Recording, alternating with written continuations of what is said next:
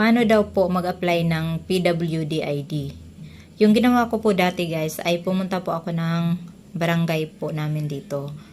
Pumunta po kami ng barangay tapos nagtanong po ako kung ano po yung mga requirements po. Ang requirements na pinasa ko po ay medical certificate.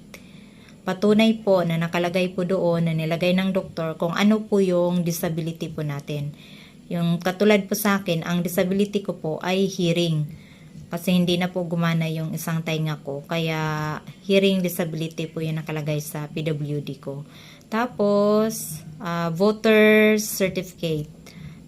Ano pa ba yun? Voter certificate, barangay certificate, government ID.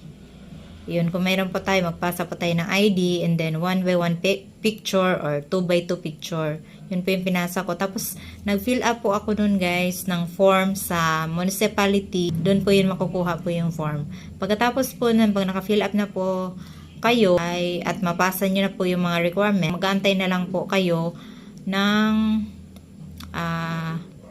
pag-release po ng ID.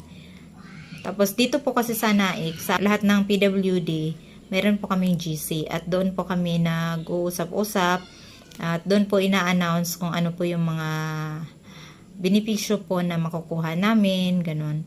Tapos meron din po kami dito sa NAIC, may binigay din po sa amin dito ng booklet.